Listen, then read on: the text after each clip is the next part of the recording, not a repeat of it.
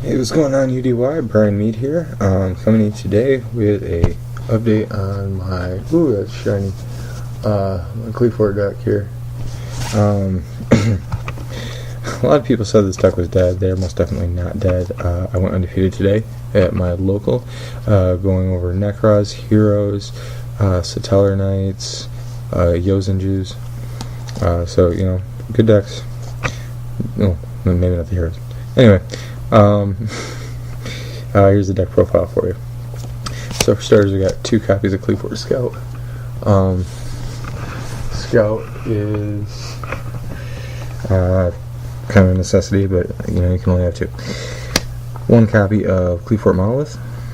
A lot of people are saying run 2 copies of Monolith, but I'm only running 1 copy of Monolith because it's really the one Qliphort card that can become a dead draw to me, so only 1 copy.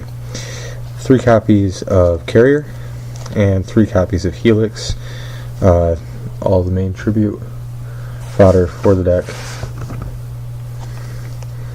2 copies of Qliphort Stealth. The ability to bounce a card and not have to worry about it, anything being chained is absolutely amazing, because that the stealth is going to get his effects off. So he's great. 2 copies of Disc. Really don't find it necessary to run 3 discs, because I don't run Tower. If I was running Tower, then maybe that'd be different. 1 copy of Shell. Just a good way to do a lot of damage. 2 copies of Trampolinks. I get a lot more of my Scout effects, because you search for Scout, Pendulum Summon, use Trampolinks to bounce Scout back, reactivate Scout, and go from there. Also, he makes your extra deck a lot more accessible, so that's great. 2 copies of Max C. Lots of special summoning stuff out there. Good card. 3 copies of Summoner's Art. 1 copy of Sacrifice. 3 copies of Pot of Duality. Pot of Duality is just awesome in here, and you really need it for the search power.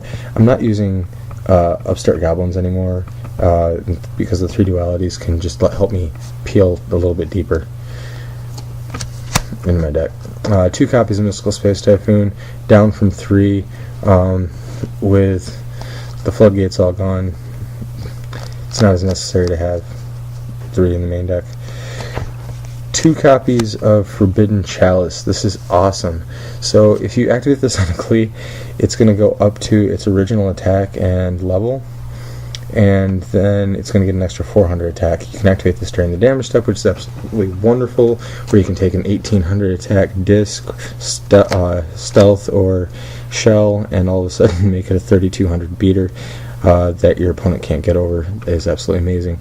And what's really cool is after the effect of Chalice wears off, let's say you used it on a Stealth, that Stealth becomes level 8 and is unaffected by the effects of the smaller monsters. So those level 4 pesky little things no longer affect it, and that's awesome. 1 copy of Book of Moon. 1 copy of Limiter Removal. 2 copies of Mind Crush. 2 copies of Soul Transition, probably one of the MVPs of my day. 2 copies of Fiendish Chain. 1 copy of Requilate. 1 copy of Skill Drain. And 1 copy of Vanities rounds out the main deck. Extra deck, I had 1 copy of number 85 Crazy Box. If Skill Drain's on the field, this can be a fun one to go for. Or if you have a Chalice in hand, that can be a fun one to go for as well. 1 copy of Artifact Durandal.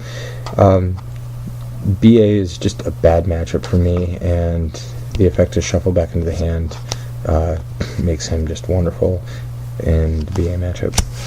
Photon Strike Bouncer. 1 copy of Dark Rebellion Exceeds Dragon. 1 number 11 Big Eye, 1 number 50 Black Ship of Corn, 1 Gaga Cowboy, 1 Abyss Dweller, 1 number 61 Volcanosaurus, 1 number 80 Rhapsody and Berserk, 1 number 82 Heartland Drago, 1 Kerrigan Anti-Luminescent Knight. Just for the record, this was the only Xyz monster I ended up summoning today. 1 Evil Swarm Exiton Knight, 1 Castell, the Sky Blaster Musketeer, and 1 number 101 Silent Runner Arc. Then the extra deck, 2 copies of Effect Veiler. Probably one of the big MVP side deck cards for me today. I'm strongly considering switching these into the main deck. 2 copies of Shared Ride, 2 copies of the Monarch Stormforth, 1 copy of Soul Drain, 2 copies of Imperial Ironwall, 2 copies of Traptrix Trap-Hole of Nightmare, 2 copies of Shadow Imprisoning Mirror, my 3rd Mystical Space Typhoon, and 1 copy of Swords of Concealing Light. This is just a little side deck tech for me I was trying out today. Really wonderful, can get you out of the Dijin lock, or what's really fun is I just hate my BA matchup. So if your opponent starts off and they're like, oh, double Dante, and you're like, boom, Swords of Concealing Light, you really just stopped them from doing anything for the next several turns, because they can't summon any of their crappy little BA cards with face down monsters, and Dante can't activate his effect while set, so you're pretty much safe, and you can search for a lot of stuff and get a lot of stuff done in 2 turns before the Dantes and all the other nasty stuff can come into effect. So that's why I run Swords Concealing Light. Anyway, that is my deck profile. I hope you liked it. Please remember that Qliphs aren't dead.